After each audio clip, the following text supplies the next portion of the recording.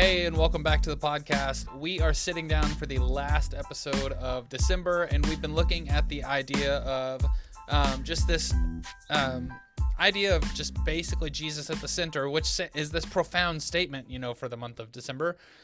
It's wow, just Jesus at the center. Who would have thought? And so, with that being said, we have. You're not helping. With that, we are looking towards our last episode, and this is for the 17th. And so we are going to finish off the month of December because we won't have one on Christmas Day, with this idea of looking back and moving forward.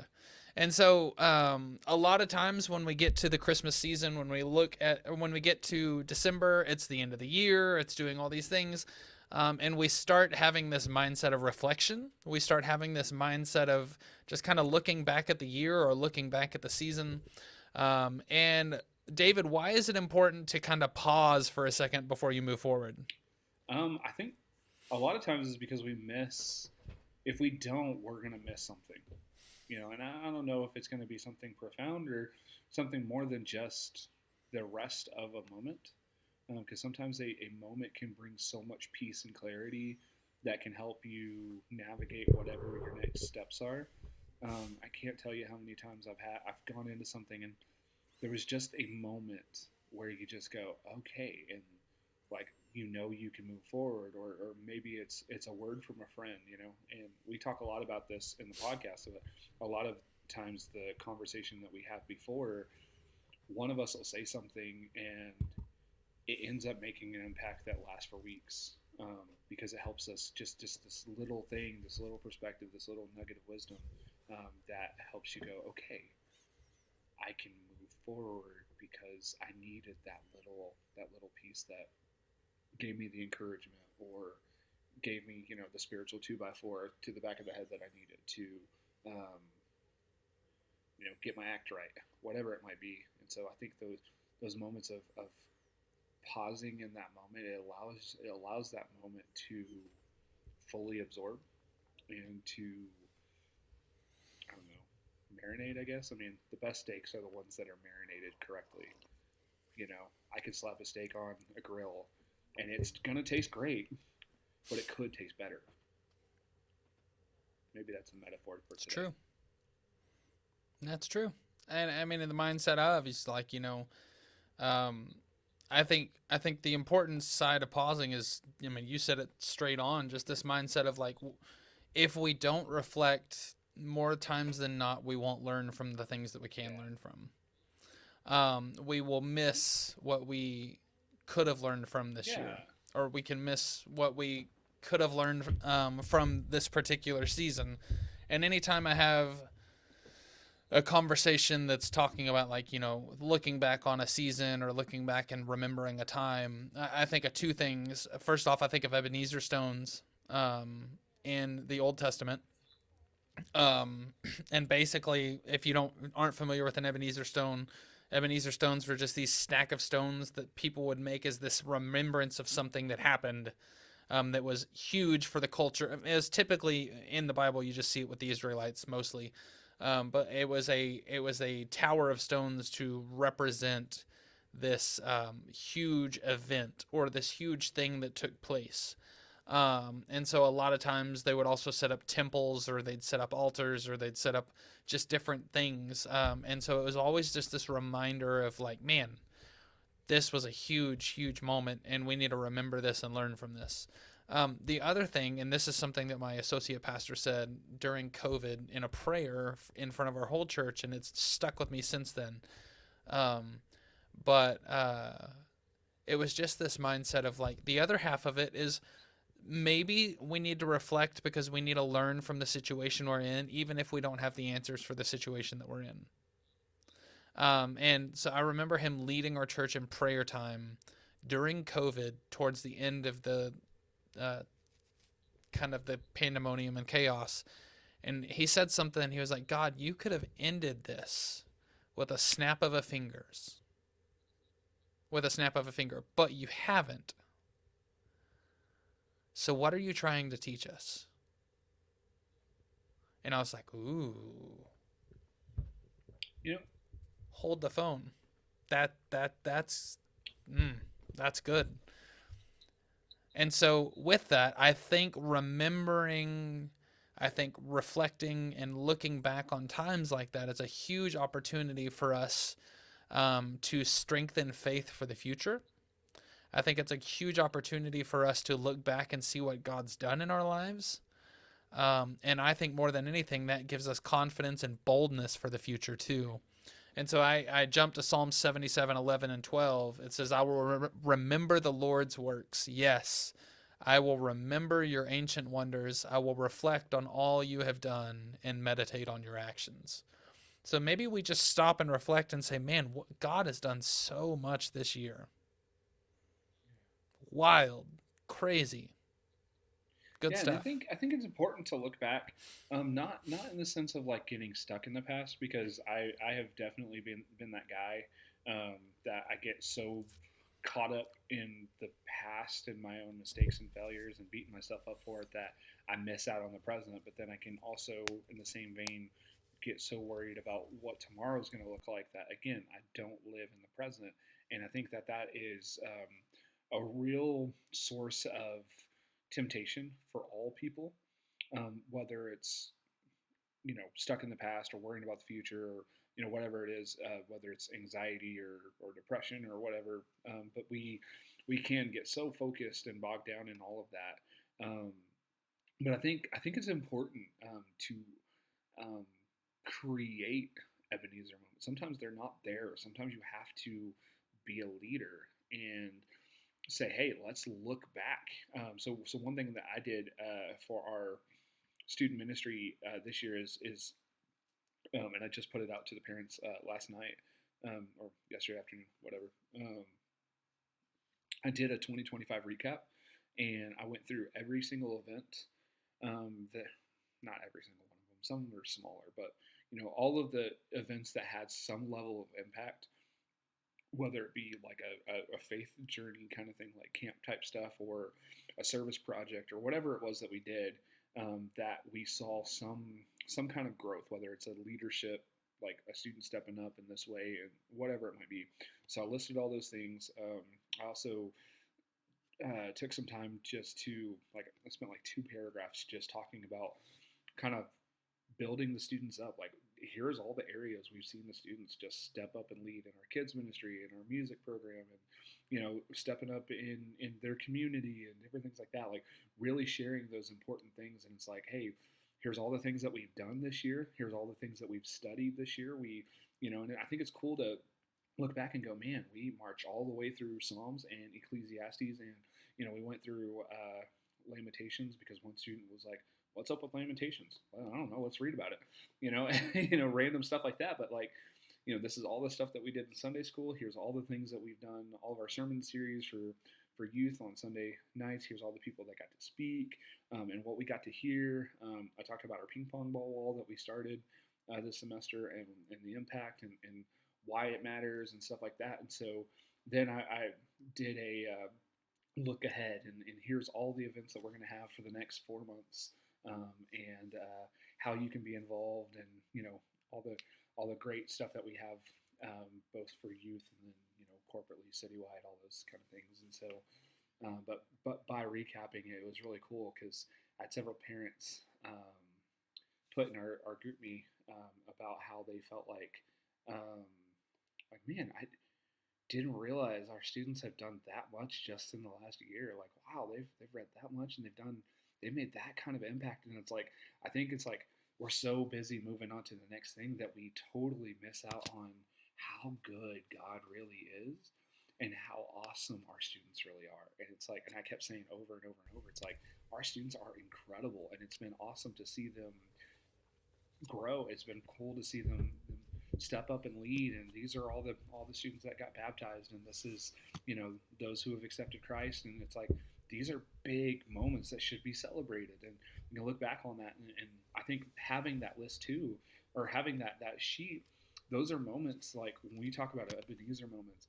I may get into March and be beating the tar out of myself because something happened, or I did something, or I failed to do this thing, and I'm hypercritical of myself. And there are times where I'm like, oh man, maybe I'm just not a good youth pastor. Maybe I'm not effective anymore. Or maybe I'm this, and we allow Satan to really get a foothold in culture and different things like that. Sometimes it's deserved because of the dumb things that we do, but those are moments I could pull that back out and go, here's all the things that we did in the last year, and God is good and God is faithful, and maybe this is a hard day, maybe this is a hard week, maybe this is a hard couple of months or a season or whatever, but God is still doing something, and here's the proof of that.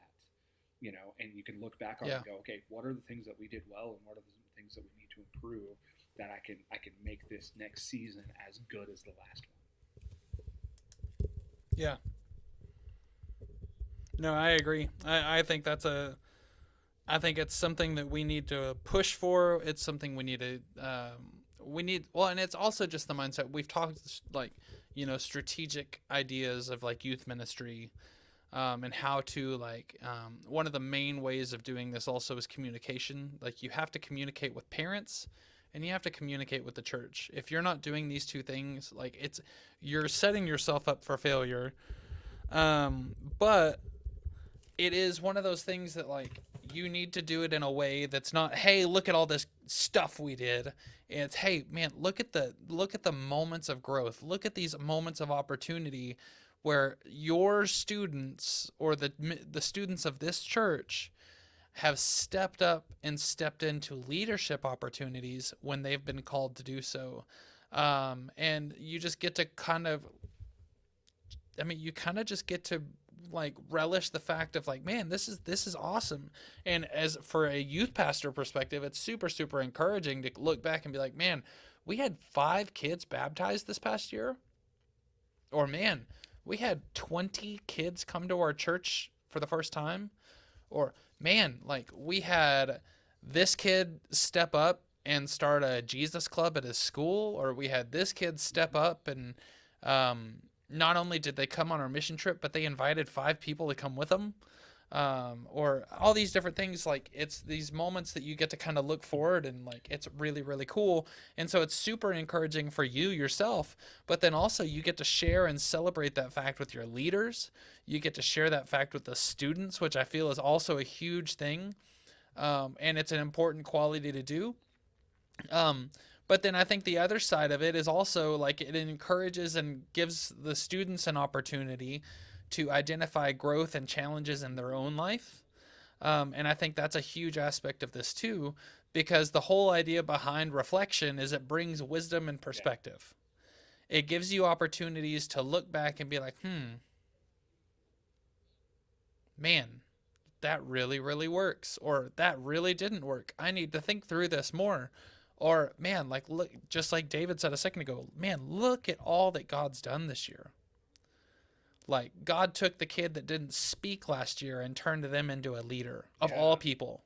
Like now they're leading a small group. Or God took this person that like wouldn't talk to people at all in school. Now they're carrying their Bible in school and having lunch conversations regularly. Or how about that kid that was an absolute turd and everyone gave up on him, but something in you said, keep pushing, there's something in this student that nobody else is seeing. And you start seeing that, and it's like this has been a really cool semester for that, because when I got here there were certainly some students that I was warned like, hey, they're going to be tough, and I immediately was like, maybe it's because I have the gift of not seeing the past and some of the behavioral stuff, but I come in with kid goggles and I'm like, hey, I know what you have seen in the past, but you have labeled and given up on the student.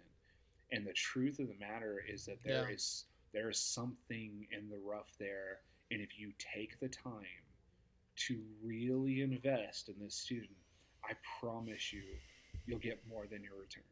And this particular student I have in mind has started flashing that people are like, whoa, where did that come from? And I was like, I'm going to just register a bet. It was always there, but you couldn't see it. And that's not totally your fault. Yeah. The student was Yeah. absolutely a turd. I've heard the stories, Yeah. but you have to Yeah. see past the crap sometimes to get to the good stuff, Mm-hmm. and you also have to be patient. I was like, all of those Yep. stories was before he was in youth. I Yeah. mean, give the kid time to grow up a little bit, you know. And so I just think Yeah. that's a fun part of it. No, I mean definitely, and it's one of those things that's, I mean, it's super super important to see, and like moments of reflection are where those moments come to pass, because the first time that happens, you begin to see it in other Yeah, people. You begin to look through the outer shell and see what's inside, and the more times you do that, the better at it you get. And so I think that's a huge dynamic. And the thing is also with the reflection, with the time that you spend thinking through the previous year, you also utilize that as an opportunity to press forward and push ahead. And you remember your mistakes and you remember your successes. And it says, Paul in Philippians 3:13 and 14 says, "Brothers and sisters, I do not consider myself to have taken hold of it, but one thing I do, forgetting what is behind and reaching forward to what is ahead. I pursue as my goal the prize promised by God's heavenly call in Christ Jesus." And that basically just saying this dynamic of like, man, I think Paul's saying, I know the importance of the past, but we've been there. I'm not gonna let it hold me. I'm gonna press on and push towards the future so I can continue to build um, towards what the ultimate goal is. And that ultimate goal is the heavenly call by God through Christ Jesus. And so Paul is saying, like, the past is there. The past is important. We've seen that, done it. Now I'm pushing on. Now I'm pressing on towards the future so I can reach that final goal. Forgetting what is behind, strain towards for what is ahead. And so part of setting the goal or setting the path for what is ahead is you recognizing what the strengths and weaknesses were from your time of reflection, and then you drop it and move on. Like David said a second ago, he's like, I have been one that has had the time of being stuck in the past, and I think reflection can lead towards being stuck sometimes if we're not careful. And so it's not this mindset, and a lot of times it's not necessarily being like stuck in the bad times. A lot of times we get stuck in the good old days. yeah, Remember that time where this happened, and like we just want to rekindle and rebuild that one event that happened. Like, that's not how anything works. You might strike twice, but like odds are it's probably not going to work exactly to the same power and same effectiveness the second yeah. time We you do set it. ourselves up for And disappointment. so, yeah. And so with that, I think a lot of times we get stuck on the good old days of like, remember that one event that we did 10 years ago that was just absolutely phenomenal? Or, man, that curriculum hit so well 5 years ago when I did it the first time. I'm just going to redo it. Well, 5 years is a Yeah, long time. you have a whole, and you have to think about it too. It's like 5 years, you have an entirely different youth group. You probably have entirely Mm-hmm. different leaders, entirely Yeah. different. So, I mean, 5 years ago, from today, 5 years ago, we were wondering if we were ever going to survive a stupid pandemic that may or may not have been as bad as everyone thought. That was just five Yeah. years ago, you know. And it's like, and Yeah. what's funny about it is like, my wife and I like to make the jokes about when we're old and in the nursing home and telling our old stories and stuff. I was like, we're gonna be sitting around a TV playing our N64, going, back in my day, we had a global pandemic, and anyway, and the kids are gonna just be like, all right, Yeah. Grandpa, shut up, go to sleep. Yeah. But in all reality, how many times have we caught ourselves saying, well, it's not as bad as the pandemic Yeah, year? I I think that's like our comparison now. Like, as long as it doesn't reach below that It's not threshold, as bad as yeah, COVID. Why do we set the bar low? Why do we set the bar where it says, well, it's not as bad as this was? when we could be saying, well, we're striving for this high moment instead. Mhm. Or maybe the most important question of all: what is the Holy Spirit doing? Where is He moving? Yeah. And why are we not Well, I following mean, Him? if we're honest, the high moments typically have spirit Yeah, revolution. And so those moments where like maybe we're chasing the yeah, wrong yeah, thing. yeah. So maybe we need to be like, hey, remember when God moved like that? We should like really, really orient ourselves to where we're really in tune with God so we can find another opportunity for God to move like that. Yeah. We I don't just know. remember we How do you need to do that? remember that, like, if we keep things the main thing, we got to remember what the mission is. And if ultimately the mission comes down to we win when a student makes a step towards faith, because yes, I did absolutely jack Brent's, who jacked it from someone else, because that's what we do. Um, Shout out Kenny and Al Thank you. Campbell. I have no idea who said that, but I adopted it, and our parents and students are like leeching to it because it's such an easy thing. But like Yeah. it's a very simple way of looking at it. If a student makes a step towards faith, then we're all winning, and that doesn't matter Yeah. if it's our church or another church or whatever. Like, what should matter if we really care about kingdom-minded stuff? It's when the church Yeah. next door has a baptism and you're going up to the youth pastor and giving him a high five and saying, dude, I'm so happy for you guys. Awesome. Let me pray for you guys. Like, let's get into Yeah. that community mindset and like get back to that. I'm getting off in a tangent here, but like just the simplicity of finding those little simple moments where you go, man, this student had an aha moment. It was really, really cool. And that was awesome. And that was a win. And we're going to celebrate it. And we're going to see what God has tomorrow. And we're going to set that bar high because we don't want to settle. Yeah. No, and I mean I think that's great. Like we've very much lost the mindset that the kingdom is bigger than our Yeah. church. There's a capital C church, and maybe we need to be more focused on that. Maybe that's part of our looking back over the year and being like, man, was I collective and collaborative this year? Was I involved in other Again, things? not comparing. We've talked all about this. Go back and listen. Don't compare yourself to others, but celebrate with your brothers and sisters. There's a huge Sure. difference, but I'm telling you, like, when Yeah. you look at it from we're a team all winning together, as opposed to Yeah. man, Brent is doing all these things, and man, why can't I be as good as Brent? Like, I, there's a difference. yeah. I think the healthy C's are celebrate and That's it. collaborate, not compare. Man, 3 C's, Brent. This just turned into a Baptist sermon.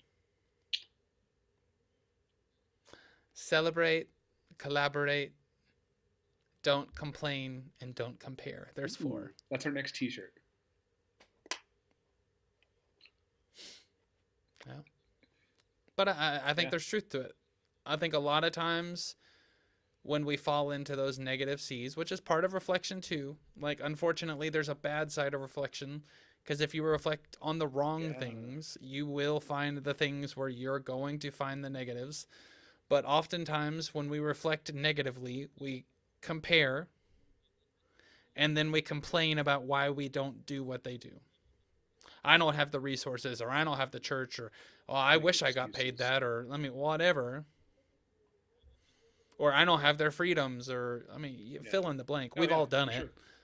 Sure. Like I don't have the leadership staff that the other church does, or that youth pastor doesn't do anything other than go hang out with students. I wish I had the time to do that. Like my church makes me do XYZ, all these things. And so like I think a lot of times we focus on the bad C's instead of the good C's. Yeah.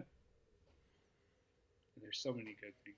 So, and I was going to say, I mean, realistically, we could probably come up with about 5 more C's. All those came out way too quick. But I think that would kind of tangent and take us off of the point. So How do you do that? How do you look at the positives and step forward to the goals that you have for this following year? You need to set spiritual goals. Maybe part of your reflection this year is, man, how many times was I actually just intentional with God and prayed, hey, I need you to intervene. I need help. I need friends. I need mentors. I need volunteers. I need, whatever. Or, man, God, thank you for what you've done in the past week. I see you all around And that's my where, life. I don't know about you guys, but like, that's where I find myself feeling the worst is I am really good at saying, God, please help me through this. And then like, well, God will like respond immediately. Like I can't tell you how many times like God didn't make me wait. He dealt with it in a beautiful way that was a lot less than I thought it was going to be. Because we can play things up in our minds, and then afterwards I'm like, did I thank him? God, thank you. I'm sorry. I suck today. Like I should have already said thank you like 20 times. Or let's be honest, we're like, God, please help us. We can't do it. And then God fixes it. And we're like, oh, well, that wasn't that bad. Yeah, so we diminish this incredible blessing that God gave us because maybe the blessing itself is that it wasn't as bad as we thought it was going to be, but maybe it wasn't as bad as we thought it was going to be because God moved. And not because we played it up. Maybe it really was bad, but Yeah. God moved, or maybe God brought you somebody, or maybe God gave you peace, or it can be the simple things like, oh man, this is going to be tough, and then your wife calls and says, hey, I was really craving a coffee, so I went and brought you one too, and you're like, thank you. It was just a little unexpected little blessing, but it was like, oh man, I needed that little act of kindness, and it resets the brain, and you can go, okay, I can face whatever it is, and we can Yeah. easily glaze over those things and like, oh, okay, maybe it really wasn't that bad, or I played it up, or maybe God just did what God does, and we can just say thank you, whether it's big or small or somewhere in between. Yeah. Yeah. No, and secondly, with that, obviously, is if you're not spending time in scripture, which this is my struggle probably, if I'm going to be honest, prayer and time, like communicating with God, has never been a struggle. I don't conventionally do it. I just have conversations throughout the day mentally. But it's very, very pointed and very, very real. But a lot of times I'll fall on this one. And I heard um, Jace Robertson from Duck Dynasty yesterday on a Facebook video, and he said, when I meet Christians that ask me what I should be reading in the Bible, I say you should be reading Matthew, Mark, Luke, or John daily. And he was like, and typically the question that follows is, well, for how long? And my response is, I don't know, till you die. Like, but it was just this mindset of like the Bible is pivotal, but I think if we centralize our thoughts, we need to be spending time in the Gospels daily. We need to be using doing time in the other aspects of the Bible too. Like we can still be doing our looks at Paul's letters and Old Testament and stuff like that. But if we genuinely believe that Jesus is the center of everything, then like the study of the gospel should be the centralized point of our reading. Yeah, absolutely.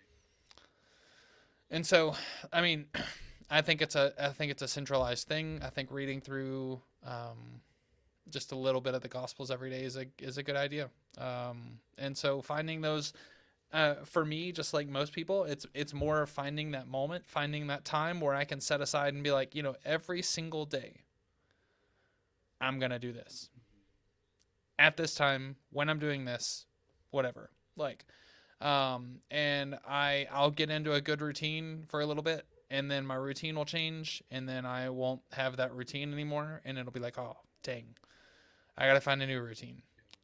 And so like, yeah, definitely one that I need to work on and will be one of my focuses for the next year. And then finally, though, with prayer, with scripture, the other aspect is set spiritual goals of community. We say all the time that you're not alone in this. We say all the time that no man is an island. We say all the time that you cannot do this by yourself. Find community, find people that understand you, and I would say very, very much you need people that are in youth ministry or in ministry and out of ministry. You need both groups because a lot of times, like, you need people that understand your job, but you also need people that understand you. You need people that understand that, like, you're a real person, you're a normal person, and let's be honest, a lot of times when we hang out with spiritual people, our conversations stay spiritual, which is not a bad thing. But sometimes you just need people to just be you with too. Yeah, absolutely. And I think So, the hard thing too is like, if you've been in ministry long enough, you've probably experienced it. At least for me, one of my biggest challenges in life has been finding mentors. And the church culture especially, and I would even say worldly culture, really pushes this idea of having mentors, people who are pouring into you spiritually.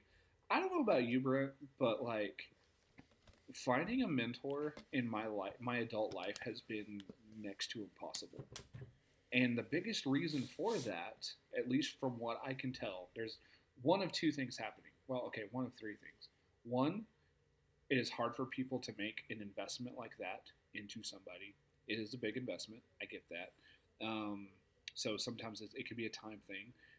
Other things, it can be, at least for me, it seems like either people are afraid to take me on because they think that they may not be on a perceived spiritual level. And I'm saying perceived because I think sometimes when you've been doing something for so long, people put you on a pedestal, whether they mean to or not, or whether you are doing anything or not. I just think that there's a reason why pastors are some of the most lonely people.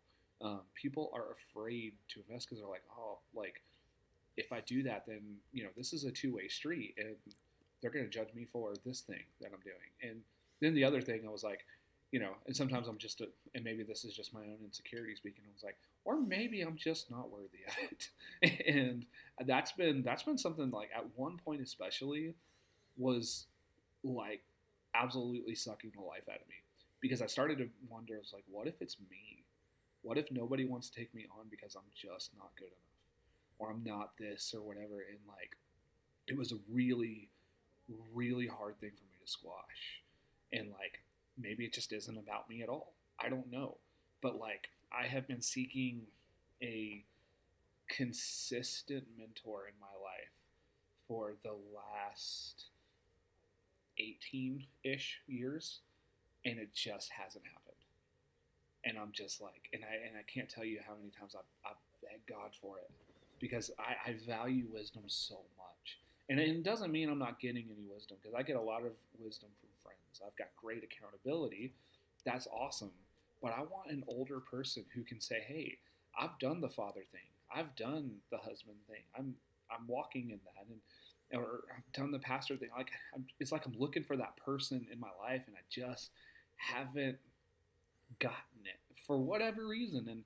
And I don't necessarily feel like God is saying no, but it's one of those goals in my life that I'm like, man, what does that look like, and how do I obtain that? And am I, and I've gone through all the different gambits of it. But I guess for me, part of preparing for what's ahead is looking for the wisdom of people who have gone through that. And so it's that looking back, moving forward. And to me, a mentor is the perfect juxtaposition of I've been there, I've been where you are, and I know how to get you forward. And I'm like, what does that look like for me? And how do I obtain that? So this typically, just for the people listening, this is how our conversations go a lot of times before we start the podcast. Um, but to speak to this directly, because I think this is something that a lot of people hear, and I don't think you're the only one that Not at all. does Yeah. this. You're talking about this idea of like, I've been searching for this mentor for 18 years. Like, what popped into my head this whole time you were talking is God's like, hey, I am the Ooh, mentor. that's good. But let me show you how to handle your finances through this follower of Sure. mine. Let me show you how to be a father through Yeah. this Yeah. follower of mine. Let me show you how to be a youth pastor through this follower of mine.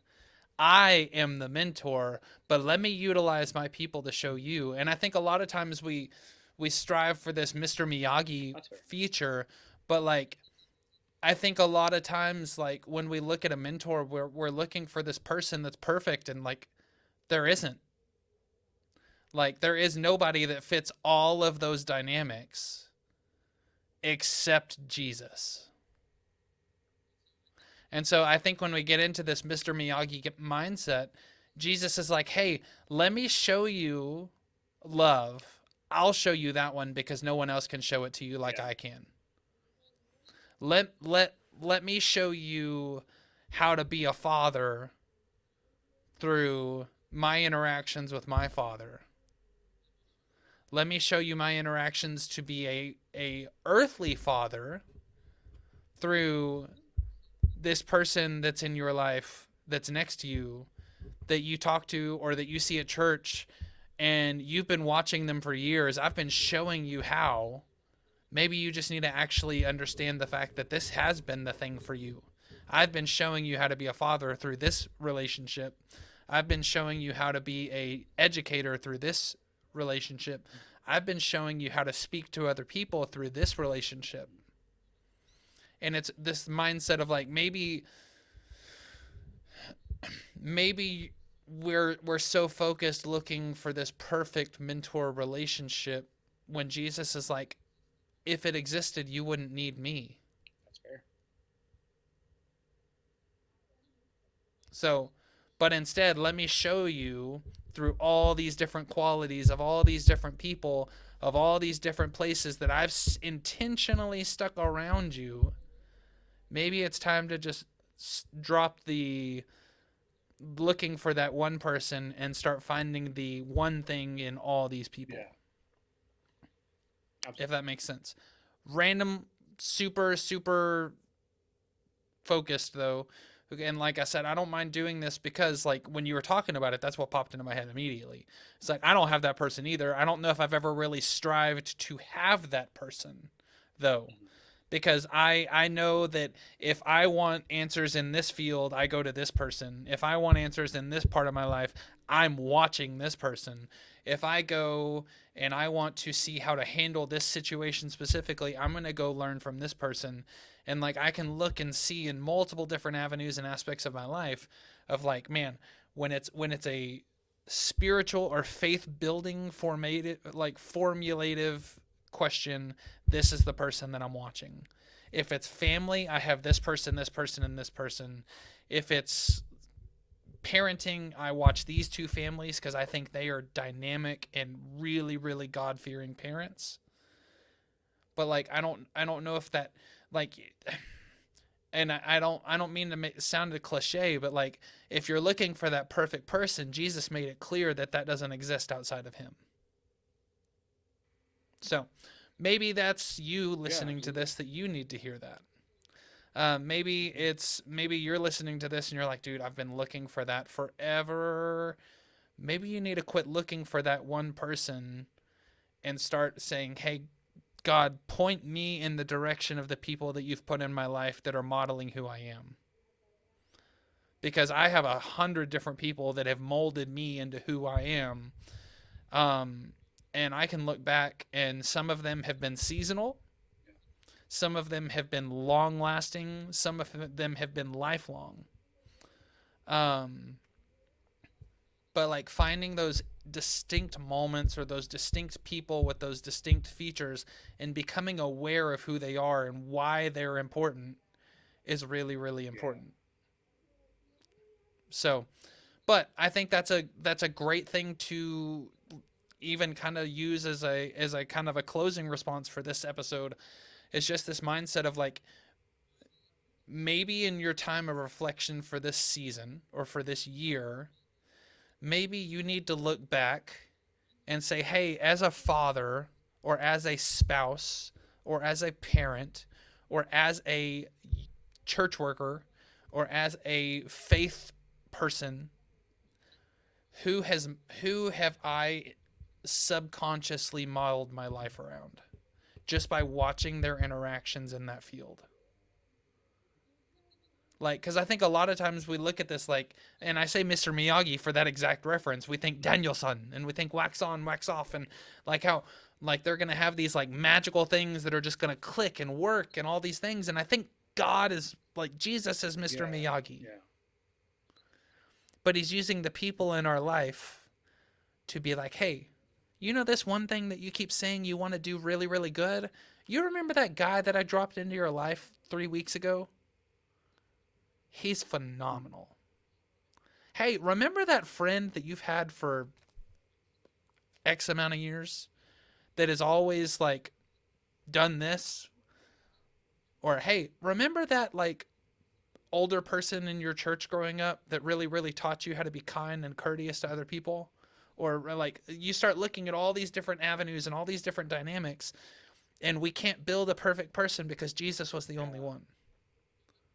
However, there are people that have attributes of them that are near perfect, but they might struggle in other Right, places. and you might begin to realize like you have a bigger community that is currently and actively in your circle than maybe we realize. Ooh, that's good. That's good. But I think that comes straight into the reflection side too, is like, God, let me see the people that you've been using to work on me. And in all reality, like hopefully that circle's huge. And maybe the prayer doesn't need to be, God, make me more patient, but God, help me find the person that lets me model patience like you want me to see it. Or let me find the person that's the father that you want me to be. I wish that we knew we were in the good old days before we left them. Someone should write a song about that. But in all seriousness, outside of office quotes, like maybe that's your reflection this year. Maybe your reflection is just this mindset of, hey, like, who has God been using in my life to speak into different moments, to speak into different opportunities? And I can look back even on this year, and there are people that God has just recently introduced. Yeah. There are people that God has been using for years. There has been people that God has been like trying to introduce. Like, and maybe I'm shutting the door because I'm like, oh, I don't have time to hang out with that person. And God's like, come on. Or like, we think we're too good for them. Like, yeah. So maybe that's where we focus as a youth pastor that's trying to build on what God is wanting us to do. Maybe we say, God, who have you been utilizing in my life to teach me these things? And let me have eyes open to see them. Yeah, for sure. Not my thought, because that totally came into my brain as you were talking. But where are you reflecting, and how are you going to push forward for this upcoming year? You have 2 weeks to think about it, because New Year's is in 2 weeks. With that being said, write down one faith goal for the coming year that you want to work on. Write down one opportunity for growth. And I would encourage you to journal your reflections so you can look back and see them.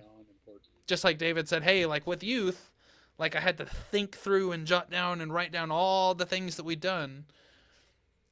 If we don't write them down, we forget. Yep. So, as cheesy and cliche as this sounds, and I'm cringing saying this, so bear with me. If you don't write down history, you will never see his story. Oh, man, I was getting ready to give you the Dundee Award, but that was so cliche that you don't get it. I'm keeping it for myself. Good. I don't need a Dundee. But with that being said, I say that cliche in tongue in cheek because there's a lot of importance and a lot of Yeah, and wisdom it's to so it too. important. I mean, it doesn't matter if it's cliche. If you, At the end of the day, wisdom is wisdom. Just take it and say thank you, because yeah, that's really good. yeah. You can email me hate mail later. It's fine. I totally like it because that's be someone actually emailing us and Someone in the talking to comment us section. on this podcast. So, yeah. But with that being said, that is all the time we have for this episode. We hope you have a great Christmas. We hope you have a great holiday break. Hopefully, Take a break, and please. take the time for you to be with your family, to be with your friends, to be with your loved ones. Take time to be you without the expectation of the world on you. Spend time reflecting, spend time searching for Jesus. We love you. We hope that you have a great end of your year. And we are here. You can always reach out to us at Talk Student Men on Instagram or Facebook, podcast at studentministryconversations.org, or Brent or David at Brent or David at studentministryconversations.org. We'd love to visit. We'd love to chat. And you can find us on socials as well. But until the new year, until New Year's Day, to be specific, we hope you have a great time, a great holiday. We hope you find refreshment, relaxing time, and encouragement and wisdom for the future. Thank you guys for the year. Thank you for the growth this year. I do want to spend just two seconds and share some of the Spotify Wrapped stuff because it was wild to us this year. I'm pulling it up right now.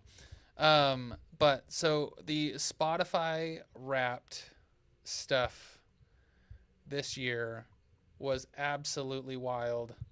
And it's all because of you guys. It's all because you guys are fun, and you guys are enjoying the podcast. And we can't say thank you enough. So with that being said, I shared some of these with David. And I'm just going to pull up the ones that I shared. Okay.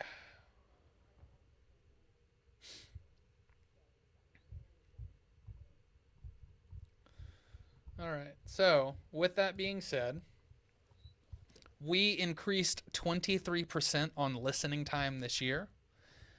8 of you were we were your top podcast, which was awesome. All the podcasts out there. We increased we increased 21% on followers this year, which is awesome. We had a 79% increase in 2025 with total audience, which is wild. We increased 23% on listening time. I don't know if this stat messed up because it just seems wild, but it says that we had a 999% growth in new audience this year. We're like, where did that come from? Like, and the funny thing is, like, I wish it would like break it down to like when those different things would happen, because I was like, was that before we went to this new platform of how we do, or was it because we stopped trying so hard and just had a real conversation with each other? And that doesn't diminish anything that came before. We love that format. It's something that we'll continue to sprinkle through. But like, this has been so life giving, at least for Brent and I, in our pre-talks. Which, when we say pre-talks, we're not talking like we're going and saying, okay, point A is this, point B is this, point C is this. No, it's like, hey, how's your life? And almost every single time we're like, oh, hey, I guess we should talk about what we're going to talk about. Okay, well, it's here in the notes. Yeah. We're just going to hit record and go because, like, we spent an hour just talking. But it's been beautiful, And so it's like there's been more fun for us. And so it's like, has this new format been what has helped kind of drive some of this growth for us? Because I know it's certainly been more fun for us. Or is it that it was all before and it's actually dropped and we'll see that next year? I don't know. Don't care, because this has been super encouraging and refreshing for us, and hopefully you have had the same feeling and same thought. Last 3 I was going to share with you. Our show is in the top 30% on Spotify for video podcasts, which is crazy. Our top countries were... These ones were wild. I mean, top countries, United States. We should do this backwards, though. Number 5 was Norway. There's some wild. Viking that was Whoever's like, "Hey, in I like that redheaded guy." whoever is in Norway listening to us, shout God out, bless because you. didn't think that would ever happen. Number 4 is Romania. Also, thank you, whoever you are, the one or two people, I'm sure, but like, it's crazy that like we can say we're a worldwide podcast because If you're there are from people Norway in other or countries listening to Romania us. and you listen to this, please reach out. We want to get you on and just hear about your culture. We want to just meet yeah, you, like and virtually shake your hand like, and the whole thing. Like, number 3 is the United Kingdom, which is still awesome. I actually know super person in London that listens to us because he's told me. But that's did I not tell you crazy. that? Still, shout out to the guy in London that listens to us. Maybe more than one, but who knows? So United Kingdom is number 3. Number 2 is Canada. If you knew how much I talk about Canada in a regular day, and it's not joking, like I absolutely love Canada. There's a song by Finger Eleven called "Let's Go to Canada," and I sing it all the time, and it's my favorite thing in the world. I want to go to Canada so bad. So thank you for listening. And then, obviously, with us being in the United States, 90% of our listeners being in the United States, probably, or more. The U.S. is our top, but that's fully expected. But for the people in Canada, United Kingdom, Romania, and Norway, wild. Thank you so much. It's wild to even think about that. But then also for all of our listeners in the States, we love you guys. Thank you for listening to us. Thank you for being a part of the conversation. And we want to continue to hear from you. And then we were a 2025 Rising Star, which these are all, I guess, badges that Spotify gives out. Or awards that Spotify gives out. We were a 2025 Rising Star. We were a 2025 Marathon Show. What does that even mean? Which I don't even know what that means. In the Dundee for it. And we were one of the most shared shows in 2025, which is also wild. So, absolutely bonkers. Thank you so much for your time with us. Thank you so much for just seeing the benefit in what we're doing. It's wonderful to know that other people are enjoying this show. And it's being a blessing to y'all as much as it's being a blessing to us, just being on every week and talking through ministry. But we're excited about 2026. We're excited about the opportunity to once again come with y'all on the ride and on the conversation. And as always, if y'all have direction on where y'all want us to have conversations, we'd love to hear from you. So once again, Talk Student Men on Instagram or Facebook. You can find us. You can also find me and David individually on Instagram and Facebook, but then also you can reach out podcast at studentministryconversations.org, and we would love to visit with you. But until that time, we hope you have a great Christmas break. Again, I've already said this, but thank you, and we will see you for the new year in 2026.